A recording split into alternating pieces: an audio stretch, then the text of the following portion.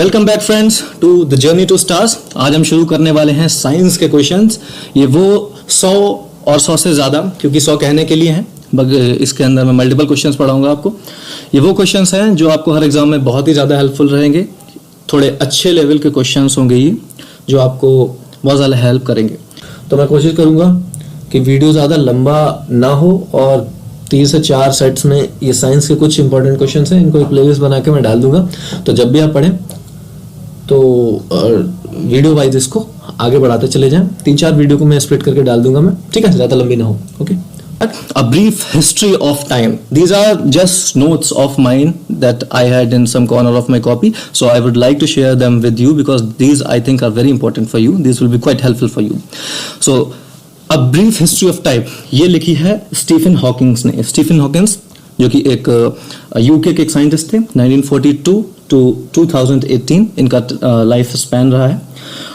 Next is the big bang theory. It deals with the theory that states that how this universe has been formed and how this will end, and it is related to the black hole theory. The next is cosmology.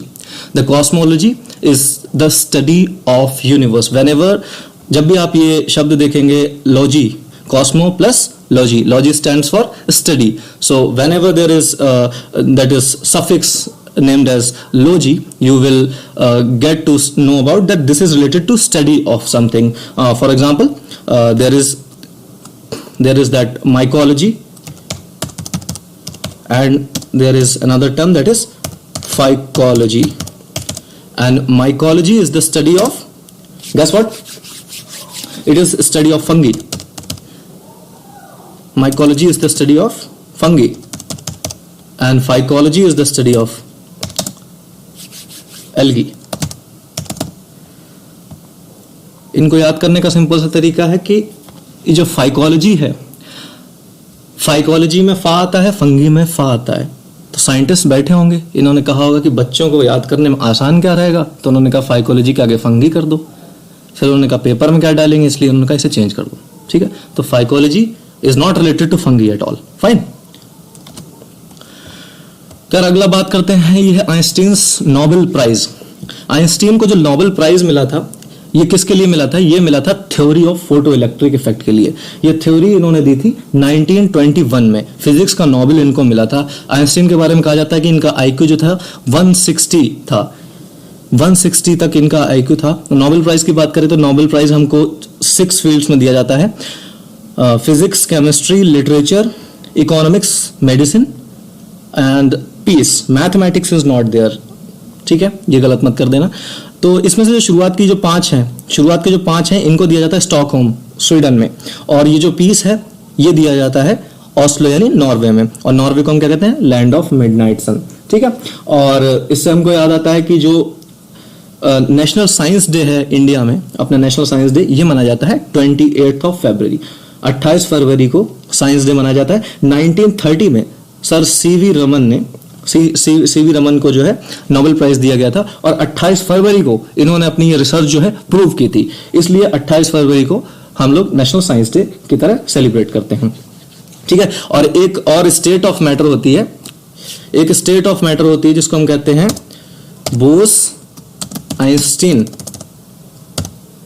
Bose-Einstein state of matter. ठीक है, तो ये formulate की गई थी 1924 में, इसको note कर लेना। ठीक है, तो बढ़ते हैं नेक्स्ट क्वेश्चन की तरफ। ये जो एक्सेलरेशन होता है यूनिफॉर्म सर्कुलर मोशन में, इसके बारे में बात की गई है। Acceleration in uniform circular motion is perpendicular to the direction of velocity. यानी एक सर्कुलर शेप में अगर हमारे पास यूनिफॉर्म मोशन हो रहा है, यूनिफॉर्म सर्कुलर मोशन हो रहा है, तो जो उसका जो एक्सेलरेशन होगा वो हमेशा वेलोसिटी के डायरेक्शन के परपेंडिकुलर होगा और along the radius toward the centre. यानी अगर आप एक सर्कल में एक मोशन आपको दिख रहा है, तो जिस भी ऑब्जेक्ट का आप मोशन करा रहे हैं, उसका जो एक्सेलरेशन होगा वो towards the centre of that circle होगा। ठीक है, और सर्कल और ये जो एक्सेलरेशन होता है और ये जो वेलोसिटी होती है, ये दोनों एक दूसरे के परपेंडिकुलर होते हैं। ठीक है, तो 90 डिग्री के एंगल्स पे होते हैं ये। ठीक, और अगला क्वेश्चन ये है कि smallest man like app smallest man like app कौन है? गिबन। गिबन नाम का एक जानवर है, that is like monkey liking, और इसके लंबे से हाथ होते हैं और ये tropical rain forest of south east Asia में पाया जाता है, ठीक है। और होमिनिडे होते हैं ये। एक नॉर्मल आइसक्रीम के अंदर जो फैट कंटेंट होता है वो 10% होता है, ठीक है। और जो अपने बड़े बड़े आइसबर्ग्स होते हैं ना, उनका 90% हिस्सा जो है पानी के अंदर होता है, ठीक है, और उसका भी सिर्फ 10% हिस्सा ही दिखाई देता है। फाइन। बात करते हैं बीटा ग्लूकन की। तो बीटा ग्लूकन क्या है? एक सॉल्युबल फाइबर है, एक सॉल्युबल फाइबर है जो कि पाया जाता है ओट्स के अंदर। ओट्स इसको हम हिंदी में कहते हैं जई, ठीक है। और ये जो है ये बहुत ही ज्यादा हेल्दी होते हैं और ये बिल्कुल भी बर्डन नहीं करते हमारी पैनक्रियाज को। और आपको ये भी ध्यान रखना चाहिए 2023 जो है 2023 ये इंटरनेशनल ईयर ऑफ मिलेट्स घोषित किया गया है इंडिया के रिकमेंडेशन पे। यूएन ने 2023 को इंटरनेशनल ईयर ऑफ मिलेट्स भी जो है डिक्लेयर किया है। फाइन। तो next is what is the triple point of water.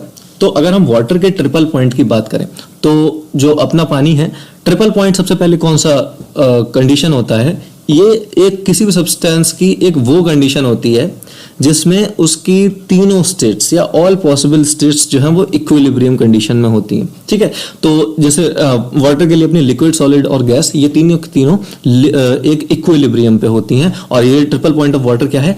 0.01 degree Celsius, 0.01 degree Celsius. Fine. और इसका जो अपना जो प्रेशर होता है ये 4.58 मिलीमीटर ऑफ मरकरी, ठीक है, ये प्रेशर है। अगर आप इसको जो है केल्विन में अगर आप पता करना चाहते हैं तो केल्विन में इसका आंसर होगा 273.16 केल्विन। फाइन। तो आगे बढ़ते हैं। एस्पार्टेम, ASPARTAME, एस्पार्टेम ये एक आर्टिफिशियल स्वीटनर है और इसकी खासियत ये है कि अपना जो सुक्रोज है, सुक्रोज क्या है? जनरल अपनी जो टेबल शुगर होती है उसको हम सुक्रोज कहते हैं, उस सुक्रोज से भी 200 टाइम्स जो है ज्यादा मीठा होता है, ठीक है। और एस्पार्टेम जो है ये एस्पार्टिक एसिड और फिनाइल एलानिन का बना हुआ होता है, ठीक है। फ्रक्टोज जो होता है एक कंपोनेंट और होता है इसका जिसे हम कहते हैं फ्रक्टोज। फ्रक्टोज को हम फ्रूट शुगर भी कहते हैं और फ्रक्टोज जो होता है वो स्वीटेस्ट होता है। तो अब ये जो एस्पार्टेम से जो है इसे आर्टिफिशियल स्वीटनर कहते हैं जो कि सुक्रोज से 200 टाइम्स ज्यादा स्वीट होता है, इससे भी ज्यादा स्वीट होता है अपना फ्रक्टोज, ठीक है। इसीलिए इसको हम कहते हैं फ्रूट शुगर। फाइन। अगला है सिम्बा प्रोसेस। सिम्बा प्रोसेस जिसको जनरली याद रखिए, using of starch wastage in single cell protein production, ठीक है। सिम्बा प्रोसेस में हम स्टार्च के वेस्ट का यूज करते हैं। Fine. The next is Stokes law. Stokes law का इस्तेमाल हम किस चीज में करते हैं? देखो, स्टोक्स लॉ जनरली अगर हम एक फ्री फॉल की कंडीशन लेते हैं जिसमें कोई भी ऑब्जेक्ट ऊपर से नीचे को गिर रहा है, ठीक है, एक एरोप्लेन से हमने एक ऑब्जेक्ट फेंक दिया, ठीक है, तो एक कंडीशन ऐसी आएगी कि कभी ना कभी उसकी स्पीड मैक्सिमम होगी, यानी वो उससे ज्यादा स्पीड गेन नहीं कर पाएगा नीचे जाते टाइम। तो जब उस ऑब्जेक्ट की मैक्सिमम या ऑप्टिमल स्पीड गेन हो चुकी होगी तो एक्सेलरेशन 0 हो चुका होगा, ठीक है। तो वो कंडीशन जिसमें एक ऑब्जेक्ट का एक्सेलरेशन 0 हो जाए और वेलोसिटी उसकी मैक्सिमम हो जाए, ठीक है, तो उस कंडीशन पे उसकी जो वेलोसिटी होती है उसे हम टर्मिनल वेलोसिटी कहते हैं, ठीक। और वो हम फाइंड करते हैं स्टोक के लॉ से, ठीक है। Using Stokes law we find the terminal velocity. You have to remember this specific term, that is terminal velocity. Fine. Next is what is the odorant in LPG. Odorant क्या होता है? Sorry, odorant नहीं, odorant. Odour means smell. तो LPG यानी gas cylinder जो अपना use होता है उसमें एक स्मेल आती है जिससे अगर कोई लीकेज है तो उसको हम पहचान लेते हैं, ठीक है। तो उसके अंदर क्या डाला जाता है? Ethyl mercaptan. इथाइल मरकैप्टन नाम का एक सब्सटेंस उसमें मिलाया जाता है जिससे कि उसमें एक स्मेल पैदा हो, वरना हम लोग उसे डिटेक्ट आसानी से नहीं कर पाएंगे, ठीक है। तो और जो ब्यूटेन जो होता है, जो एलपीजी का मेन कंपोनेंट होता है उसे ब्यूटेन कहते हैं। ब्यूटेन यानी ये we know about hydrocarbons, there are methane, ethane, propane, butane. Methane में एक कार्बन एटम होता है और इथेन में 2 होते हैं, प्रोपेन में 3 होते हैं और ब्यूटेन में 4 होते हैं, ठीक है। तो ये जो है इसमें 4 कार्बन एटम होते हैं और जो है 10 हाइड्रोजन एटम होते हैं। तो इसका फॉर्मूला क्या हो जाएगा? ब्यूटेन का फॉर्मूला क्या हो जाएगा? C4H10। Okay. Next is muriatic acid. Muriatic acid किसका नाम है? HCl का। हाइड्रोक्लोरिक एसिड का एक दूसरा नाम है म्यूरेटिक एसिड। ये अभी रिसेंट एफकेट एग्जामिनेशन में ये पूछा गया क्वेश्चन है। म्यूरेटिक एसिड को हम हाइड्रोक्लोरिक एसिड कहते हैं और इसका इस्तेमाल हम करते हैं प्योरीफाई करने में सोडियम क्लोराइड। सोडियम क्लोराइड क्या है? हमारा table salt. Fine. Next question is there are two processes, very interesting processes, phenomena in other words we can से।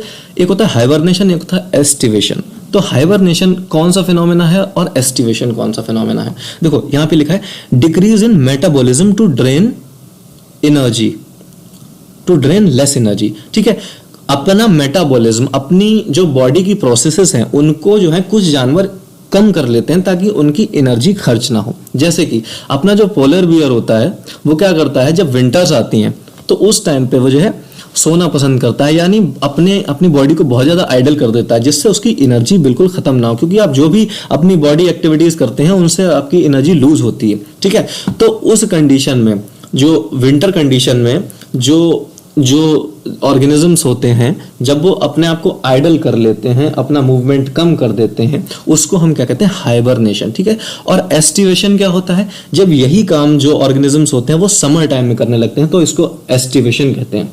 तो अगर हम हाइबरनेशन की बात करें, तो एग्जांपल्स हो जाएंगे, क्या है? हाइबरनेशन की बात करें तो हमारे एग्जांपल्स हो जाएंगे बियर, या हम रेप्टाइल्स की बात कर सकते हैं। ठीक, और अगर हम बात करते हैं एस्टिवेशन की, तो एस्टिवेशन के टाइम पे हम एग्जांपल ले सकते हैं फ्रॉग्स का, फ्रॉग्स हो गए, या हम कह सकते हैं हमारे बैट्स हो गए। ठीक है, तो ये कुछ एग्जांपल्स हैं, इनको आप नोट कर सकते हैं। फाइन। तो next is calcium sulphate .2H2O, और यहाँ ये जिप्सम और प्लास्टर ऑफ पेरिस का फॉर्मूला का लिंक दिया मैंने। ठीक है, CaSO4 में जब दो मॉलिक्यूल पानी के डाल देते हैं तो इसे हम जिप्सम कहते हैं। तो जिप्सम का फॉर्मूला आपको याद करना, CaSO4.2H2O, और इसी जिप्सम को जो हम हीट कर देते हैं, ठीक है, तो ये इसमें से जो है वाटर डिस्चार्ज हो जाता है, और CaSO4.12H2O, ये जो प्लास्टर ऑफ पेरिस का फॉर्मूला, जनरली आपको ये दोनों इनका ये जो मॉलिक्यूल्स है इनको याद करना है। ठीक है, this is gypsum and this is plaster of Paris. ठीक, सोडियम और पोटेशियम आयंस जो हैं एसिड बेस बैलेंसिंग में हेल्प करते हैं हमारी, और मसल कॉन्ट्रैक्शन में, यानी हमारी बॉडी में जो एसिड बेस का जो बैलेंस बनता है उससे उस बैलेंस को मेंटेन करने में सोडियम और पोटेशियम आयंस जो है बहुत ज़्यादा हेल्प करते हैं। ठीक है, और सोडियम और पोटेशियम आयंस और कहाँ यूज होते हैं? जो अपना सोप का मिसिल फॉर्मेशन होता है उसमें हमारा सोडियम और potassium salts of, we remember, sodium and potassium salts of long chain carboxylic acid. ठीक है, सोडियम और पोटेशियम सॉल्ट्स के लंबी चेन के कार्बोक्सिलिक एसिड जो होते हैं उन्हें हम सोप्स कहते हैं। और अगर हम डिटर्जेंट की बात कर लें तो अमोनियम और सल्फोनेट सॉल्ट्स इनकी जगह जो है डिस्प्लेस हो जाते हैं। ठीक है, तो अमोनियम और सल्फोनेट सॉल्ट्स हो गए, क्या आपने सर्फ, या what we call as detergent, and what a soap is, that is sodium and potassium salts of long chain carboxylic acid. Fine. Now moving to the next slide. बात करते हैं dry ice की। Dry ice क्या होती है? Dry ice जो होती है अपनी सॉलिड कार्बन डाइऑक्साइड होती है। कार्बन डाइऑक्साइड को सॉलिडिफाइड करते हैं तो उसे हम जो फॉर्म मिलती है उसे हम ड्राई आइस कहते हैं। और ये जो है एक सॉलिड हमारे पास सब्सटेंस होता है, और इसमें से बहुत ज़्यादा, अगर आपने कभी यूट्यूब पे आप सर्च कर सकते हैं, यहाँ पे सॉलिड आइस के बहुत सारे एक्सपेरिमेंट दिए गए, वो धुआं टाइप का निकलता है, एक सॉलिड ऑब्जेक्ट में बर्फ जैसा दिखता है, उसमें से धुआं सा निकलता है, उसे हम सॉलिड आइस कहते हैं। और इसको जब हम पानी में डाल देते हैं तो हाईली एक्सोथर्मिक प्रोसेस होती है, बहुत ज़्यादा हीट निकलती है। ठीक है, अगर इसे हम हीट करते हैं तो सब्लाइम्स होता है, सब्लाइम हो जाता है। सब्लिमेशन कौन सी प्रोसेस होती है? जिसमें एक हमारे पास ऑब्जेक्ट है, एक मटेरियल है जो एक स्टेट में है, वो स्टेट कौन सी है? स्टेट है सॉलिड। अब सॉलिड स्टेट में अगर हम हीट करते हैं तो जनरली पैटर्न क्या फॉलो होता है कि हमारे पास जो है मेल्ट होता है और लिक्विड फॉर्म होती है। ठीक, तो अगर हम आइस को जो है अगर हम टेम्परेचर देते हैं तो वो मेल्ट होकर पानी बनता है, यानी सॉलिड से लिक्विड होती है। लेकिन जो सब्लिमेशन प्रोसेस है इसमें क्या होता है कि हमारा जो ऑब्जेक्ट है या जो भी सब्सटेंस है वो सॉलिड से सीधे सीधे गैसियस फॉर्म में कन्वर्ट हो जाता है। ठीक है, तो ड्राई आइस को अगर हम हीट प्रोवाइड करते हैं तो ये डायरेक्टली कन्वर्ट हो जाता है गैसियस फॉर्म में। ठीक है, तो और ये एक जो है कूलिंग एजेंट भी है। Fine. Next is benzoic acid. Benzoic acid का इस्तेमाल हम कहाँ करते हैं? बेंजोइक एसिड का इस्तेमाल हम परफ्यूम्स में करते हैं, डाइज में बनाने में करते हैं, ड्रग्स का इस्तेमाल करते हैं, और ये एक इंसेक्ट रिपेलेंट है। रिपेलेंट मीन्स ये उनको पुश करता है अवे, ठीक है, ये जहां होगा वहां से इंसेक्ट दूर भागेंगे, ठीक। Sodium benzoate balance pH of food और फूड प्रिजर्वेटिव की तरह इसका इस्तेमाल हम करते हैं, ठीक है। तो सोडियम बेंजोएट जो है ये एक ऐसा सब्सटेंस है जो कि फूड प्रिजर्वेटिव की तरह के हम इस्तेमाल करते हैं, ठीक है। और बेंजोइक एसिड का आप सबसे आसान एग्जांपल ले सकते हैं कि जो अपना पेड़ होता है, पेड़ के जो छाल होती है उसमें कभी कभी आपने देखा होगा जो गम होता है, ठीक है, बार्क गम जिसे हम कह सकते हैं, उसे हम कहते हैं गम बेंजोइन, ठीक है। तो वो जो होता है बेंजोइक एसिड होता है। और बेंजोइक एसिड का फॉर्मूला क्या है? जो अपना सीधा बेंजीन है उसमें COOH एक लगा दो, simple carboxylic acid of a single benzene, ठीक है, उसे हम बेंजोइक एसिड कहते हैं, ठीक। तो नेक्स्ट आते हैं थायराइड। थायराइड क्या है? लार्जेस्ट एंडोक्राइन यानी डक्टलेस ग्लैंड है। तो थायराइड क्या होती है? थायरोक्सिन, थायराइड ग्लैंड जो होती है हमारे गले में पाई जाती है, और इससे एक हार्मोन जनरेट होता है जिसका नाम होता है थायरोक्सिन। और ये जो हार्मोन है इससे एक, अगर ये कम जनरेट होता है तो इससे एक डिजीज होती है जिससे हमारा जो गला होता है वो मोटा हो जाता है, यहाँ पे थायराइड ग्लैंड बड़ी हो जाती है, ठीक है। तो उसे कहते हैं गोइटर, GOITER। एक गोइटर नाम की बीमारी होती है जो थायराइड ग्लैंड का सेक्रेशन की कमी से हो जाता है, ठीक है। और by using iodine we can save ourselves from being a goitre patient, ठीक है। तो अभी यहाँ पे हमने बात करी एंडोक्राइन ग्लैंड। ये एक लार्जेस्ट एंडोक्राइन ग्लैंड है। एंडोक्राइन ग्लैंड्स वो ग्लैंड्स होती हैं जो डायरेक्टली ब्लड के अंदर अपना सेक्रेशन देती हैं, ठीक है। और अभी जब हमने एंडोक्राइन की बात करी तो एक्सोक्राइन की भी बात करते हैं। एक्सोक्राइन ग्लैंड, सबसे बड़ी एक्सोक्राइन ग्लैंड कौन सी है? लीवर। तो हमारा जो लीवर होता है वो सबसे बड़ी एक्सोक्राइन ग्लैंड है। और अगर हम बात करें मिक्स्ड ग्लैंड, तो देखो एंडोक्राइन ग्लैंड कौन सी होगी? जो डायरेक्टली हमारी ब्लड के अंदर अपना सिक्रेशन देती है। एक्सोक्राइन कौन सी होगी? जो ब्लड के अलावा उसके बाहर सिक्रेट करती है। अब कुछ हमारी कुछ ऐसी भी जो ग्लैंड्स हैं जो दोनों काम करती हैं, यानी they are mixed gland, they वो act as endocrine as well as exocrine glands, ठीक है। तो so the examples are pancreas and the ovaries or testes. These three are examples of mixed gland, ठीक है। तो अब बात करते हैं पेनिसिलिन। पेनिसिलिन क्या है? ये एक एंटीबायोटिक है और ये जो है फंगी से जो है ऑब्टेन किया जाता है, और इसको क्या कहते हैं? इस फंगी का नाम है पेनिसिलियम नोटेटम, ठीक है। और ये जो अपनी मशरूम होती है ये भी एक फंगी होती है, ठीक है। और as we have discussed the study of fungi is known as mycology, ठीक है। Let's move ahead. What is glycolysis? Glycolysis, ठीक है। Glycolysis क्या है? तो glycolysis क्या होता है?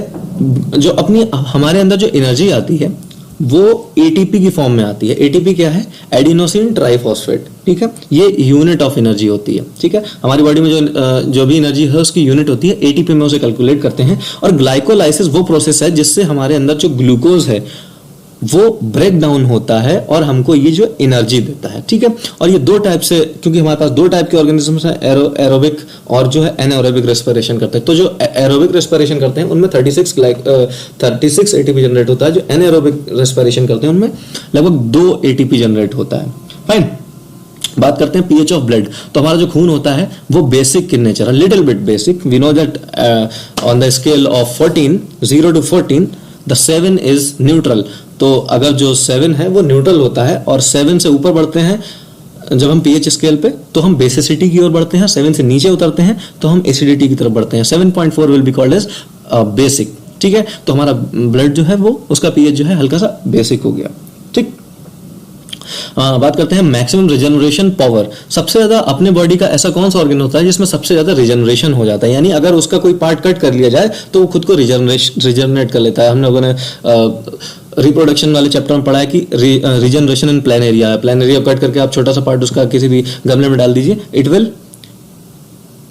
Will reproduce itself. फाइन। तो मैक्सिमम रिजनरेशन पावर लीवर के पास होती है और मिनिमम रिजनरेशन पावर जो है अपनी न्यूरॉन के पास होती है, यानी न्यूरॉन का रिजनरेट होना काफी मुश्किल होता है, ठीक है। और लीवर की स्टडी को क्या कहते हैं? As I earlier mentioned that logy is related with the study. Now hepar HEPARO, it is the word related for the liver. तो लीवर की स्टडी को हम क्या कहते हैं? हेपेटोलॉजी, ठीक है। और इसी से वर्ड आया हेपेटाइटिस, ठीक है, हेपेटाइटिस। तो हेपेटाइटिस का मतलब होता है लीवर का इन्फ्लेशन, ठीक है। और हेपेटाइटिस भी कई टाइप की होती है, जिसमें हेपेटाइटिस सी जो होती है, ठीक है, ये सबसे ज्यादा खतरनाक होती है, इट इज क्वाइट लीथल, ठीक। The next is there is electron, proton and neutron and nucleus. Okay, तो जो अपना इलेक्ट्रॉन था, इसको जो इसका इन्वेंशन किया था जे थॉमसन ने, और अपना प्रोटॉन जो है इसको गोल्डस्टीन ने इन्वेंट किया था, ठीक है। और इसका जो प्रोटॉन नाम है ये रदरफोर्ड ने दिया था, फाइन। और अपना ये जो न्यूट्रॉन है इसको जेम्स चैडविक ने इन्वेंट किया था, और न्यूक्लियस जो है इसको जो है रदरफोर्ड ने इन्वेंट किया था, डिस्कवर किया था using we know that alpha particle experiment, जिसमें इन्होंने एक इलेक्ट्रॉन की बीम जो है पास की थी अल्फा पार्टिकल्स की, और उसमें पाया था कि कुछ जो है बहुत कम अमाउंट की बीम्स जो है 180 डिग्री पे वापस आ गई थी, उसको इन्होंने न्यूक्लियस बताया था, ठीक है। Nucleus was the centre of the atom, ठीक है। और इन्हीं ने कंपैरिजन दिया था कि अगर हम एक फुटबॉल के फील्ड को अगर हम एक न्यूक्लियस एक एटम मान लें, तो एक जो फुटबॉल है वो एक न्यूक्लियस का साइज हो जाएगी, ठीक है। इन्होंने कंपैरिजन दिया था। इसको याद करने का ये सिंपल तरीका है, ET, ईंट पर नाच, ईंट पर नाच, ईंट पग नाच, fine. This is quite helpful acronym you can use. Electron for Thomson, proton for Goldstein, and neutron for Chadwick, fine. We can remember by this. So talking about volvox, volvox is a term that is a name of a green algae, और ये एक unicellular algae होती है और ये colonies में रहती है। हमको बस इतना याद रखना है कि volvox जो है वो एक ग्रीन एल्गी होती है, फाइन।